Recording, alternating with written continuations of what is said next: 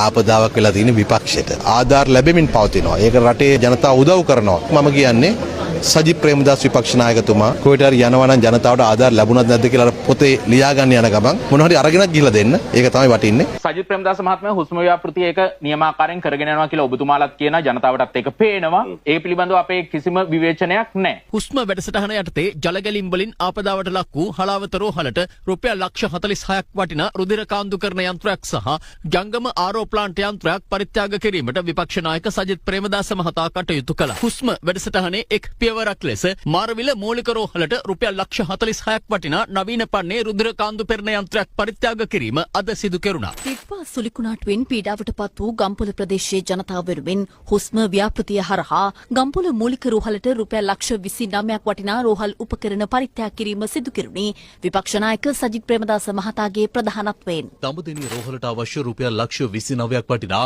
රෝහල් උපකරණ ලබා දීම සිදු කෙරුණේ විපක්ෂ නායක සජිත් ප්‍රේමදාස මහතාගේ ප්‍රධානත්වයෙන්.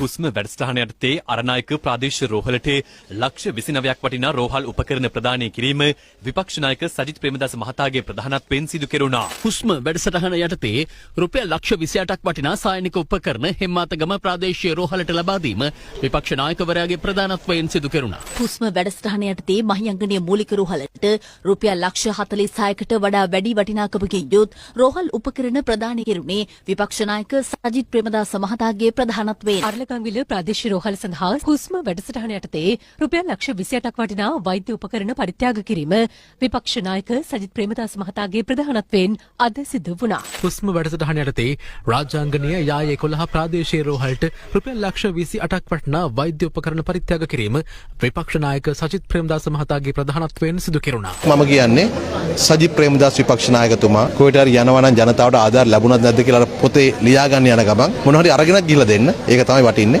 සෞඛ්‍ය ඇමති නලින්ද ජයතිස්ස දොස්තර මහත්තයෝ ඔච්චර කුහක වෙන්න එපා. රටේ රෝහල් ටිකට වෛද්‍ය උපකරණ ටික දී ගන්න බැරි ඔයා මේ කින්ඩි දාන්නේ මේ රටේ මිනිස්සුන්ව ජීවත් කරවන්න පුංචි හරි සප් එකක් දෙන. සජිත් ඇතුළු විපක්ෂයට නෙවෙයි මේ රටේ ඉස්පිරිතාලවල ඇඳන් උඩ ඉඳන් හුස්ම ඉල්ලන මිනිස්සුන්ට. රෝහල් වලට බෙහෙත් ටිකයි වෛද්‍ය උපකරණ ටිකයි දී ගන්න බැරුව කෙඳිරි ගන්න ඔයාට ජනමාධ්‍ය ඇමතිකමක් තියෙන නිසා මේ දවස්වල රූපවාහිනී වල යන නිවුස් ටිකක් බලන්න. එතකොට ඔයාට සජිත් බිස්කට් පැකට් එකක් බෙදනවට වඩා ලොකු දෙයක් රට වෙනුවෙන් කරනවා කියලා පෙනේවි. නලින්ද හැමදාම බොරුවෙන්ම දුවන්න බෑ. දවසක ඇත්ත පිළිගන්නත් වෙනවා.